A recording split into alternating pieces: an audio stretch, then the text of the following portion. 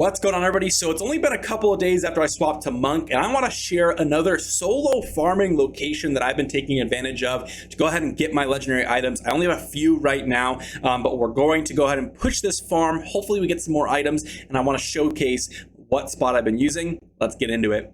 So today we're headed to Bilefin. Now, normally when I go to Bilefin, I go to the ship farm location over here in Crimson Blade Haven, but not today. If you want to check out this map and check out any other spots for yourself, I will leave it in the description down below so you can go ahead and do so. But today we're going to be just outside the Crimson Blade Haven and then farming this area over here.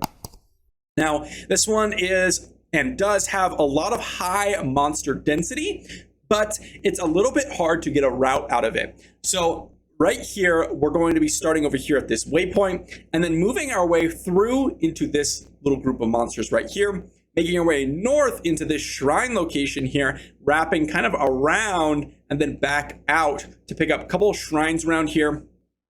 Go through this really small area right here, pick up a couple of monsters around this area, make our way around the north side of this and then double back south and then come back around. Now, the only problem with this location is that sometimes if you don't do the route properly, you may not actually keep up your kill streaks, but there's a lot of monsters in these specific areas, so it doesn't really matter a crazy amount to keep up these kill streaks. So we're gonna pop back over to Diablo Immortal. You can see the location right here, and we're gonna head to this waypoint. Now, as I mentioned, my Monk legendary items are severely lacking, but fortunately the Monk is actually a really good solo farmer because of how much mobility they actually have. So we're going to be heading over just east of this, or rather west, and we're going to see the first group of monsters right here. Looks like someone has already taken out a little bit of them. That's no big deal. What I'm going to go ahead and do is actually just wait for this guy to leave and then re-record this part so you can actually see the route. So I'll be right back. All right, so it's been a little while and hopefully all the monsters are spawned. I tried to run the farm like 4 or 5 times and someone really messed up the spawns, but we could see here, this is what I was talking about. There's a ton of monsters in this circular area here, and you'd really just have to try to clear these all out. And on top of that, if you want to, which I generally don't because it's going to lower your XP here, but if you want to, you can actually clear out or rather click on this little altar here if you have the quest option available to go ahead and spawn a quest boss, which will give you some extra enchanted dust, etc, etc. Now, what's really cool about this one is that there's a lot of shrines in this area. As you can see, I already picked up one. The XP, or rather the kill streaks, are a little bit harder to keep up because of how spread apart all the monsters are, but you can keep up with them if you're a little bit smart in how you go about killing all the monsters. You can see here, I'm able to keep up a reasonable amount of kills here. You can see I just reached 17. That's because I am able to keep up the kill streak if I'm playing properly. We're gonna make our way around the edge here and then try to reach the other group of monsters before we lose our kill streak. Now you can see here, we are actually reaching around the area where the ship is. So for those of you that have farmed the ship, there's actually quite a few monsters on the way over to the ship, which is where all the high monster density comes from, which will come back around. Looks like those guys reset on me. They're a little bit bugged out. I'm not sure what's going on over there. We're gonna keep continuing onward and picking up all these monsters over here. You would see if I was a little bit smarter, I could have been at about an 80 kill streak so far, but we're at 58. The whole goal is to reach at about 100 because that's when the XP scaling kind of caps out. After that, it doesn't really matter a crazy amount, but you do want to reach 100 at the minimum every single time you get a kill streak. Now, there's also, again, a bunch of shrines in this area, which really helps your XP when you're farming in this area. Something that you're going to want to pay attention to as you're going through.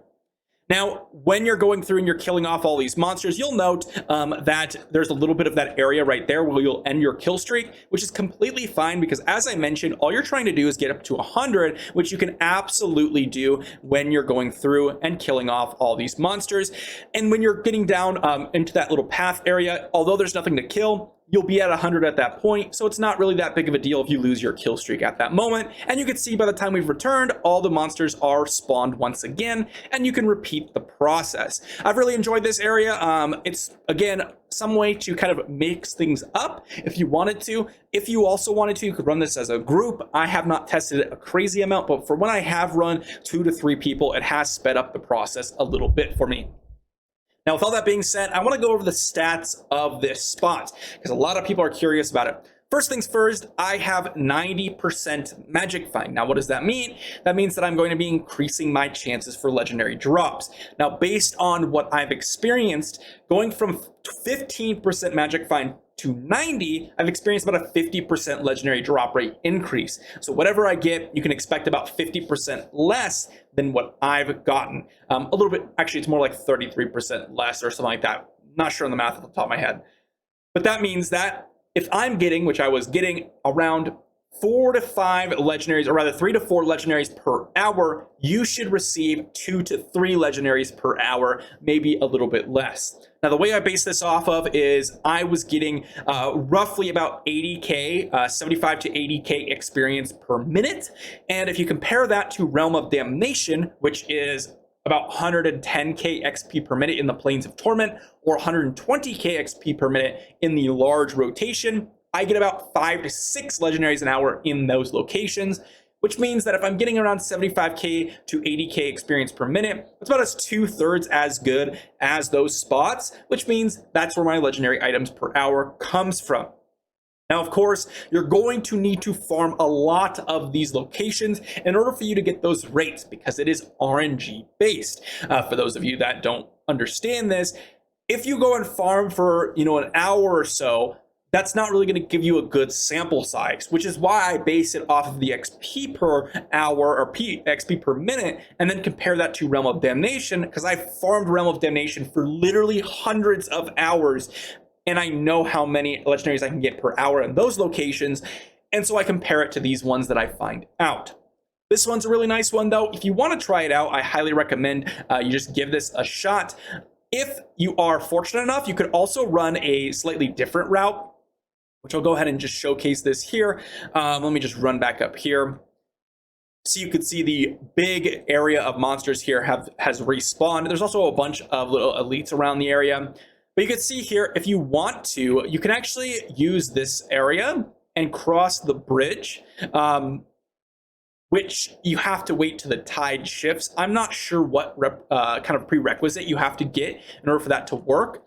But if this is able to be, kind of not flooded, what you can do is actually run a slightly different route where you run around this area and then come back out the other side and then go along this edge. And then you'll have this middle area where you'll keep your monsters here. So you can actually keep up your kill streaks. A little bit different. And oh, look, there you go. There's the tide is down, which means that I can go through this area. And it's actually a really nice area with another shrine as well, and a bunch of monster spawns. It's actually really, really solid if you want, or if you're able to, rather, get that bridge up. I'm not exactly sure how to make that happen, but looks like I did it for this video, which was pretty convenient. So hopefully you enjoyed. I highly recommend you try this out. I know I have been, and I've been really enjoying it.